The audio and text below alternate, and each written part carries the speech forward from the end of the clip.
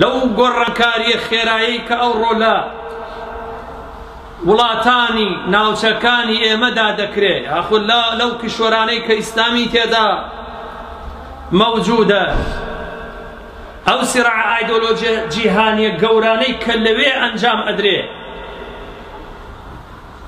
لەگەڵ ئەو سیراعە سراعی ئەفکار و فکریشان هێناوەتە ناو ئۆمەتی ئیسلامە بۆ بەگەمژەکردنی ڕۆڵەی ئیسلام ئۆمەتی محەممەد، ئەوانەی کە شوێن کەوتەی محەممەدن تا بەکاریان بێنن وەکو سوتەمەنیەک لە مەساڵح و بەرژەوەندی ئایدۆلۆژەتی زلهێزە گەورەکان و هەروەها دزینی سەروەت و سامان و بە فەقیرکردنی ملەتەکان.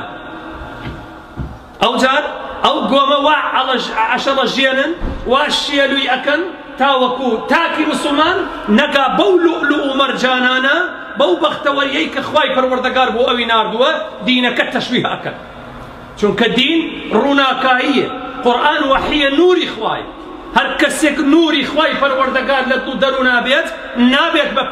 نابێتە پێخۆری غەیری خۆی، ئەبێ ئەو چرایەت لێ بکوژێنەوە، ئەبێ ئەو چرایەت لە بەرچاودا شێلوو بکەن تا بتوانن بەکارت بێن، تا بتوانن بکوژت بدەن، تا بتوانن سەرگەردانت بکەن، پەرتەوازت بکەن.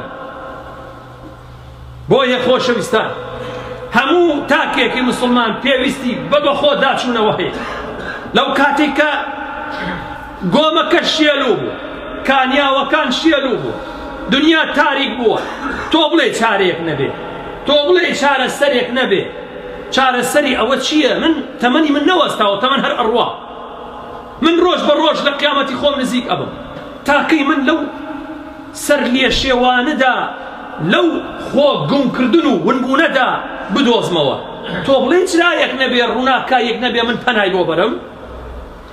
بێگومان ئەگەر تەماشای سەلەفی ئۆممە بکەین، ئەگەر تەماشای پیاوساڵحان و پیاوچاکانی ئەو ئۆمەتە بکەین کە شوێن کەوتانی پێغەمبەرن عەلەیهی ئەفضەل الصەڵاتی وەسسەلام، ئەوان تاکە چرایەکن کە ئێمە بۆیان بگەڕێینەوە، فەهمی ئەوان و تێگەیشتنی ئەوان لە پێغەمبەری سەروەر تاکە چرایەکە کە ئێمە لەو تاریکاییانەدا قورتار بکات. بۆیە بە دوور مەگرە لە تەلەڤیزیۆنەکانە، لە ڕاگەیاندنە، لە ئیعلامە 24 سەعات ئەهاوێنە سەحابە بەڕێزەکانی پێغەمبەر و فەرموودە پیرۆزەکانی پێغەمبەر، چونکە ئەوە تاکە چرا نانەوێت تۆ پێیان بگەیت.